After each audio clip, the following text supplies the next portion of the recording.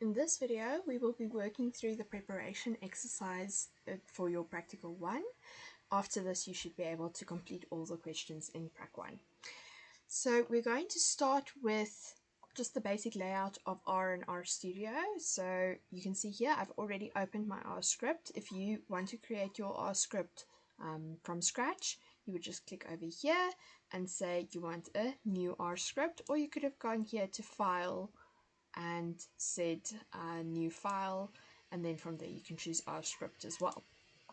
So my R script I have already created. I have added some comments. So comments are just things you can use to guide yourself through what you've done, and you can it doesn't get run as code, so the program knows that it is not code that it's reading there.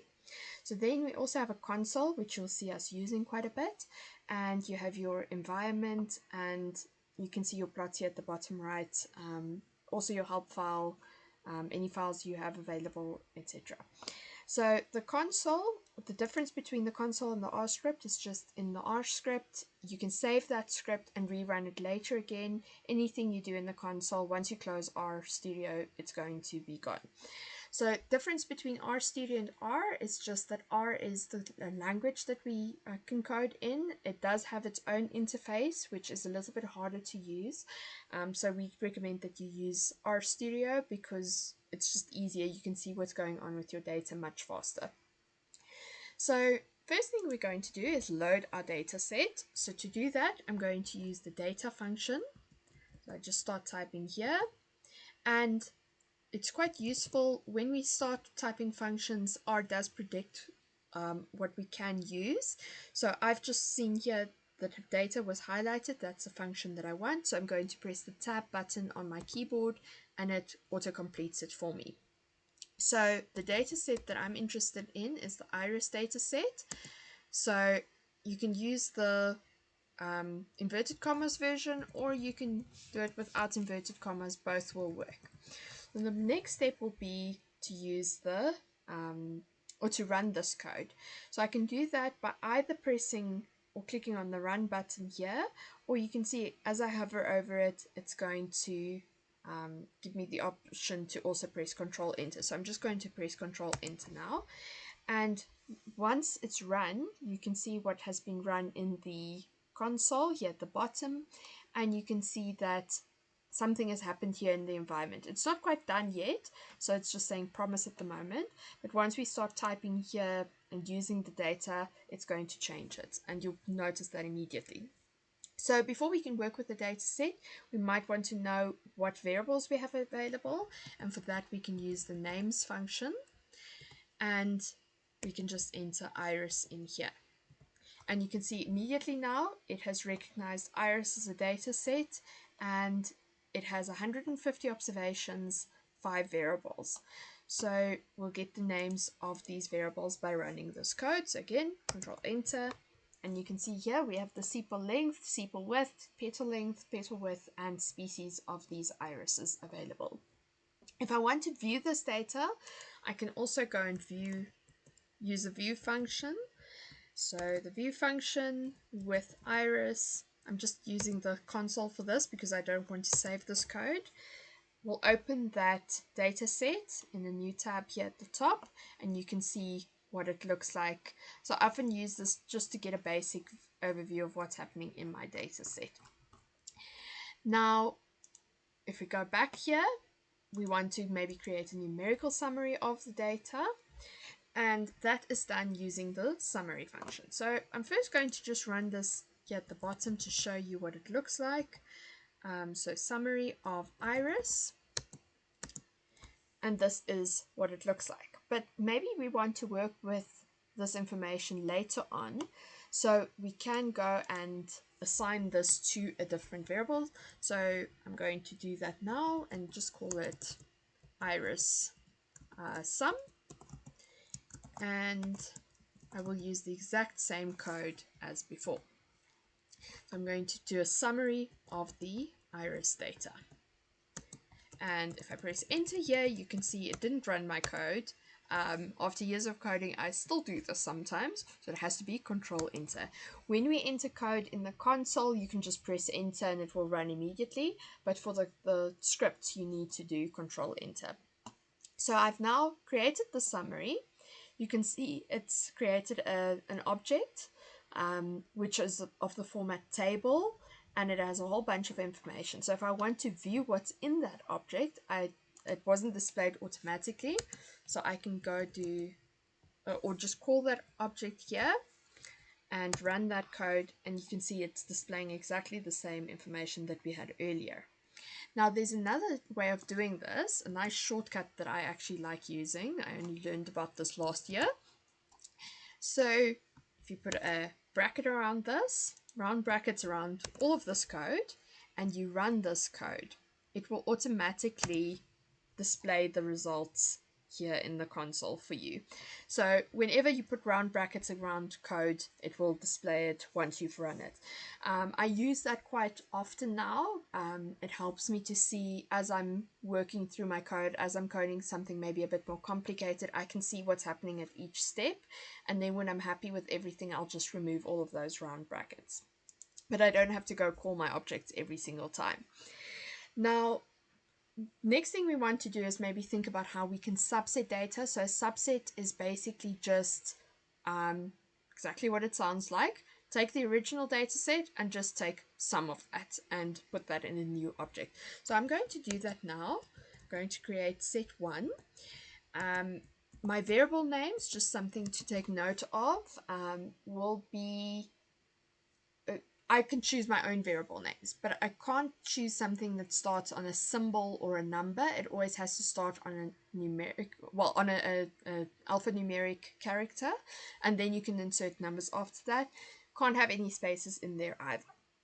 So let's say I want to create this first data set, which is the first 5 observations of iris. So if we go back to this iris data set, I basically want to just take the code from these, or the information from these first 5 lines, and put that into a new data set. So the set 1 is going to use iris, and I'm going to assign iris into set 1, but not all of iris. I just want to take the first 5 rows. So how I do that is by using square brackets. So I'm going to access the information in iris using these square brackets, and then whatever I put in the square brackets will be extracted and put into set 1. So in this case, I just want the first 5 rows. So you'll see here, if we go back to this data, there's 150 rows and 5 columns. So I want to specify that I want rows 1 up to 5 and all of the columns. And I do that by saying first the rows, and it's always going to be like that. You always first refer to the rows and then you refer to the commas. So I'm going to separate that with a comma, and I can say yes, I want columns 1 up to 5, but by leaving it blank, I'm automatically telling R take all of the columns and put it in this new data set. So when I run this code, you'll see a new object is being created here on the right hand side. New data set called set1, which only has 5 observations, 5 variables. And because I printed this out using these rounded brackets, we can see that this is just what it looks like. It's the first 5 rows, all the columns. Next, I might want to go and create a similar data object or a similar data set, which contains only the first 2 variables, so the first 2 columns of the first 5 observations. So I'm going to do that again by saying set2, and into set2 I assign, so this arrow that I'm typing is basically assigning into that object. So it will be iris again, square brackets again, I want the first 5 rows, and now I'm going to specify I want the first 2 columns, so column 1 up to column 2. And when I run this code, you can see in the console that it has extracted exactly what I wanted. So you can obviously play around with this and do different columns and so on. Now, the next one I want to do is a little bit more complicated. So in this one, I want the first 6 observations for the species Setosa. Now, it might not sound complicated because you can see here all of this is Setosa in the beginning, but maybe if we shuffled up this data set, you might have a data set where the species are not in order like we have here. Or let's say you wanted, for instance, the versicolor ones without going and looking which rows they're in. So we first want to extract the Setosa species, and then we want to take the first 6 objects, or observations in this case, not objects. So for that, I'm going to actually use the subset function. So to get a little bit more information about the subset function, I'm just going to type this in my console, again, because it's something I don't want to keep. I don't want to run again in future. I'm just going to run it here, question mark subset. And you can get all of the information you need about this function here in the help file. You can go search for the topic as well, but often I'll just do the question mark with the function or the dataset name. Now, here you'll see that there's a few different bits here, and then it gives you the arguments, and it tells you X is the object to be subsetted. Then the next argument is a logical expression that tells you what rows to keep, and then some other bits as well. We're just going to make use of the first two. You keep scrolling down, you'll get more details, and then right at the end you'll get examples of it being used as well. So this is always very, very useful. So we're going to focus just on these arguments now. So I'm going to create my new data set, set 3, and into this I assign the subsetted data. So I'm going to put my subset function here. And we can see here from the arguments, the first thing we need to enter is the object that we want to subset. So this will be iris. And now I need to go and put the next argument, which tells us what to subset. So in this case, we are only interested in ones where the species is Setosa. So we want to make sure that we get the correct variable name and use that. So you could have gone back to where we did the names and just copied it here, because if we use the wrong spelling or you don't capitalize when you need to capitalize, it's not going to recognize it. So I'm going to put this as species, and then we'll put a double equal. So the double equal is just because we're doing a comparison.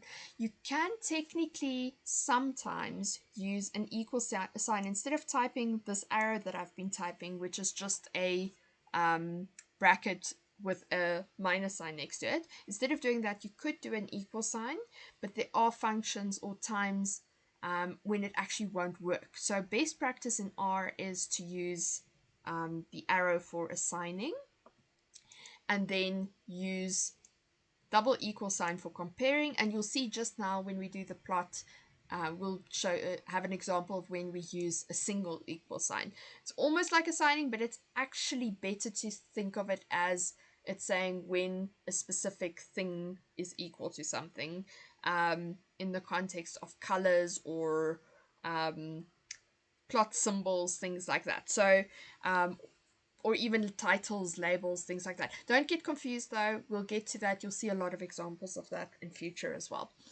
In this case specifically, we want to do a comparison.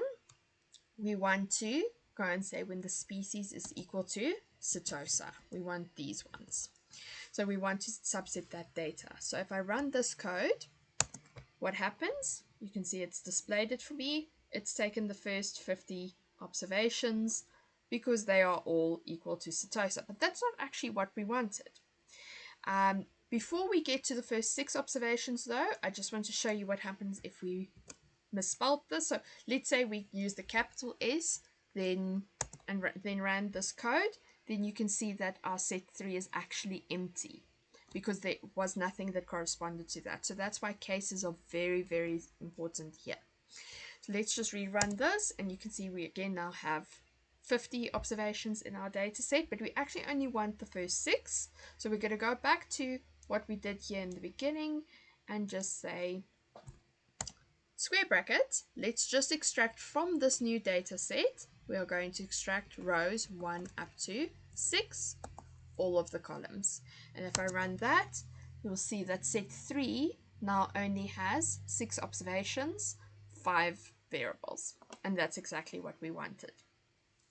Now the last one, set 4, let's just prepare for that one.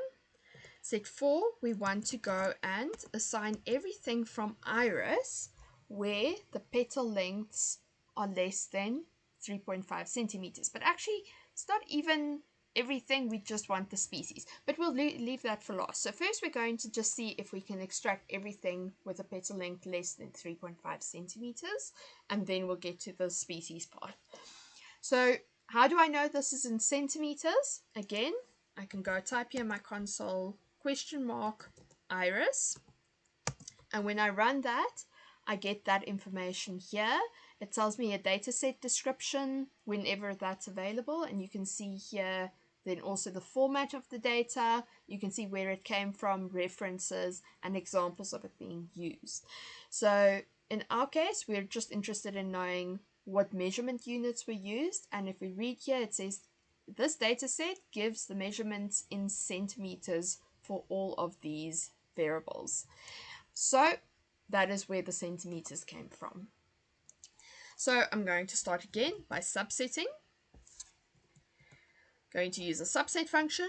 The data once subset is iris. And now I'm not interested in first doing it by species. I first want to just go and extract everything which is 3.5 centimeters, or well, less than 3.5 centimeters.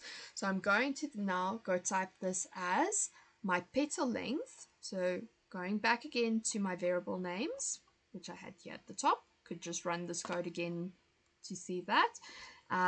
But we want everything with petal length, and that's the exact name of the variable.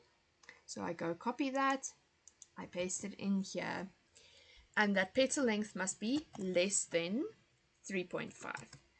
And it's only equals where we need to put two equals. We wouldn't put a double less than here. It wouldn't make any sense. It's only if you want to do a comparison to check if something is exactly equal to something else, where we would use two signs. So now we can subset according to that. I'm just going to run that to make sure that that part is working before we get to the species bit. So if we scroll through this, we look at the petal length, we can see all of these values are less than 3.5. Now, if I wanted less or equal, I could just put an equal in there as well, but that's not what we're interested in. So we've subsetted this, and now in the same way that we extracted in the previous one, the first 6 rows, we can extract only the petal length column. So I'm going to do that again with the square brackets.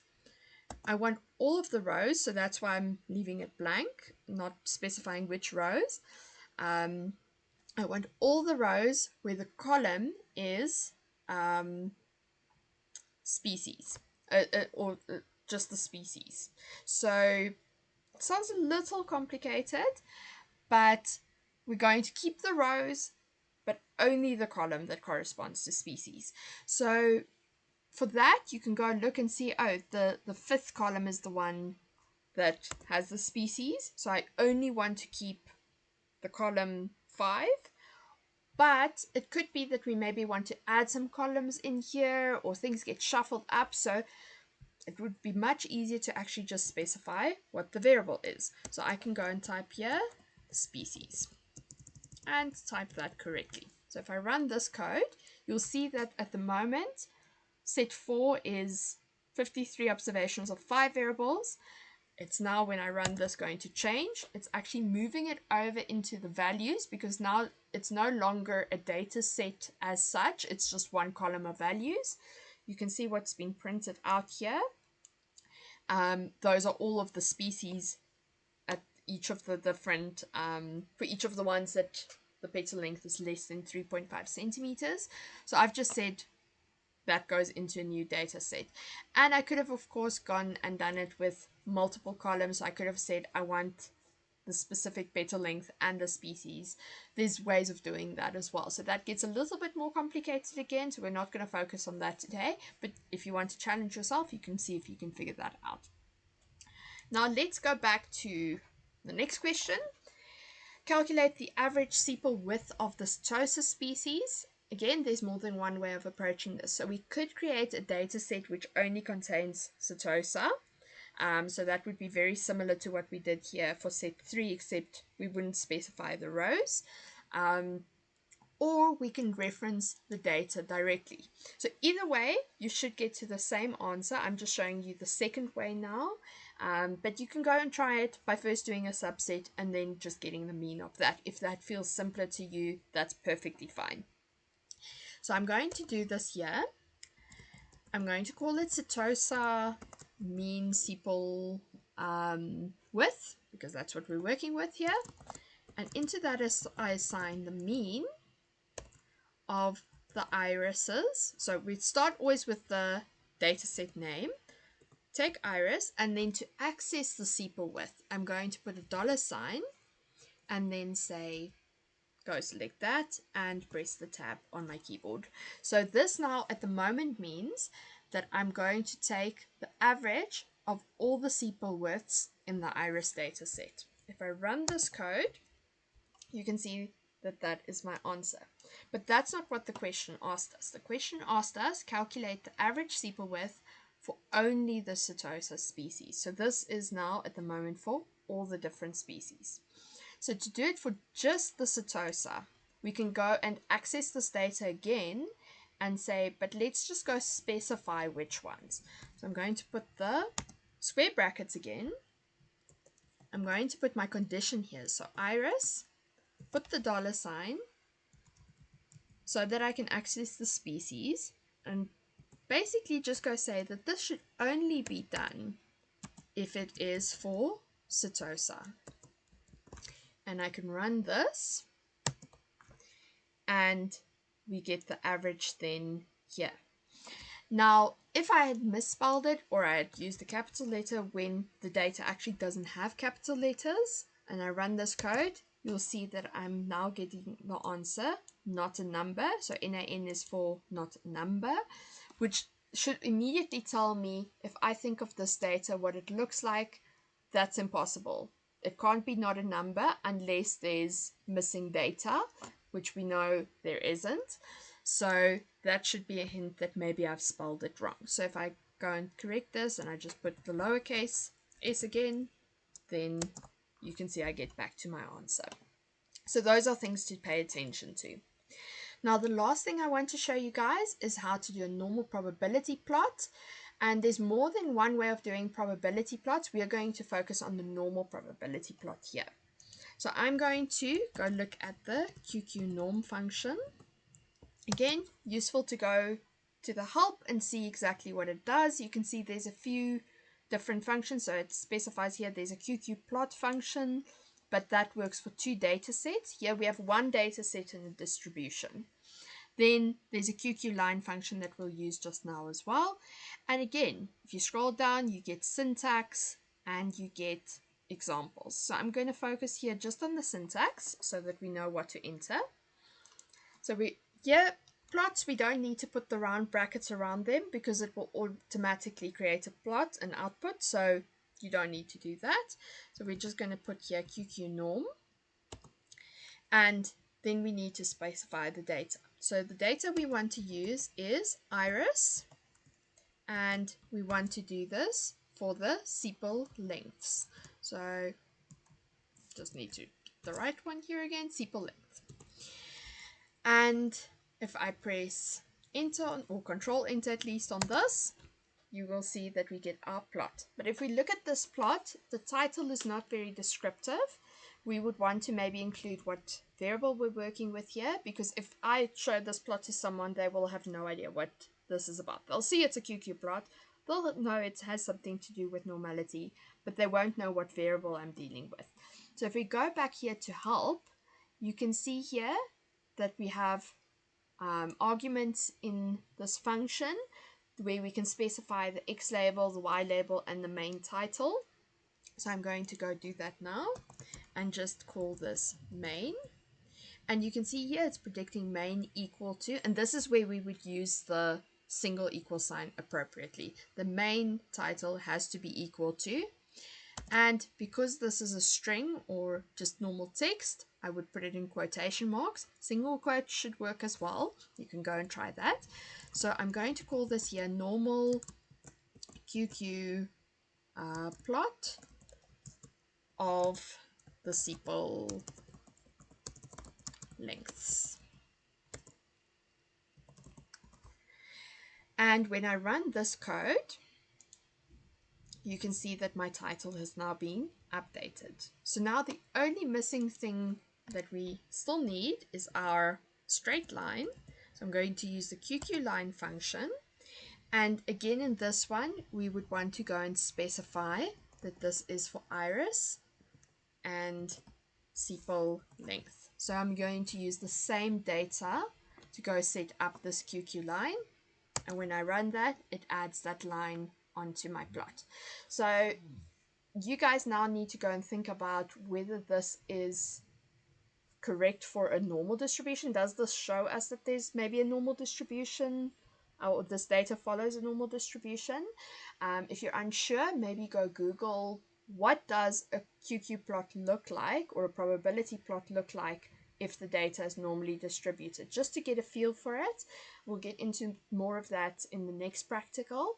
But this will be one of the questions that you need to be able to answer in your second submission of this practical. You will also be expected to export plots, and that can be done by clicking this export button. This was also part of practical 0, the preparation, so you can go through the different ways of exporting plots there, and then you will be expected to upload that on Gradescope. So with these tools, you should now be able to go and complete practical 1.